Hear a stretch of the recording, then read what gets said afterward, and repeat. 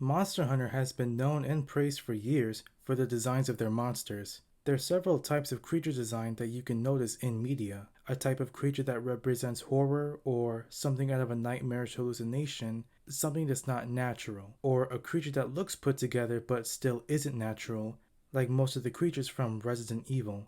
But the type of creature design that Monster Hunter uses is the natural creatures.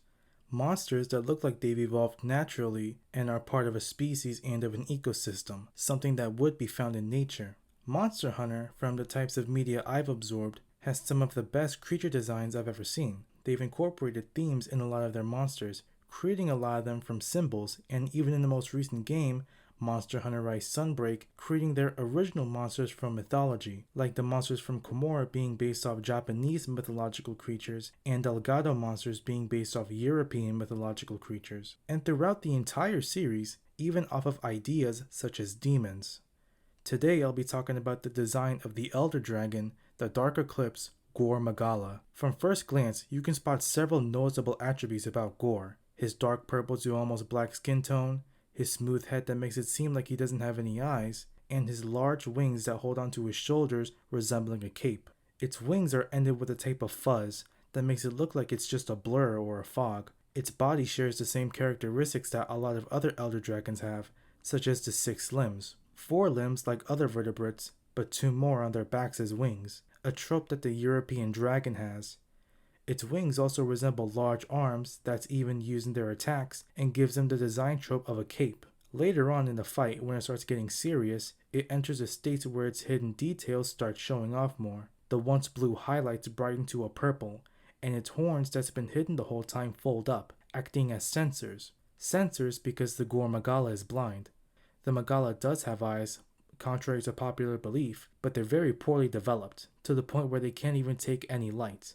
That's why flash bombs don't work on it. Not having eyes can be a very creepy and unnerving design choice. You can't familiarize with it as eyes can be great indicators of body language. During its frenzy state, the atmosphere starts taking a purple, foggy hue to it. Its wings shed off dust like scales that scatter around a vicinity that the Gore Magala then uses its horns to sense the hunter more easily, as if the entire area is contaminated with the frenzy virus. Even though this is a video talking about design and not lore, I still feel like talking about the frenzy virus. A lot of the monsters use some type of energy when they're fighting. Zinogre using electricity, Magnamalo using hellfire, Valstrax using oxygen converted dragon energy, Elatrion using multiple elements and dragon energy, etc. etc. You would think that a virus wouldn't be able to be used offensively, maybe the most being some type of attack that inflicts damage over time and only that, like the Rathian giving you a poison strike. But the Gore Magala is literally able to use a virus, condense it, and use it as if it was energy like fire, creating large concussive blasts that's powerful enough to even shatter the ground. It reminds me of the energy projection that Mother Miranda is able to do in Resident Evil 8.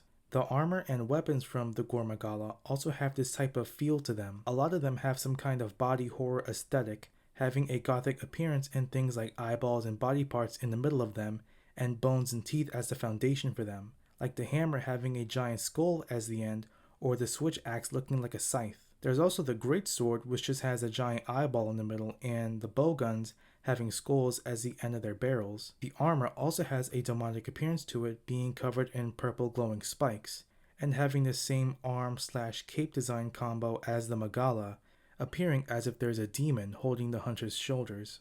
I think Gore Magala has one of the best monster designs I've seen to date. Its resemblance of a demon, its appearance playing a part in its biology, the contrast with its transformation, the Shigaru Magala. I think Gore Magala's design is absolutely brilliant. It's one of my favorite designs, and he's one of my favorite monsters in the whole series. This is only the Gore Magala. In the lore, this version is only an infant.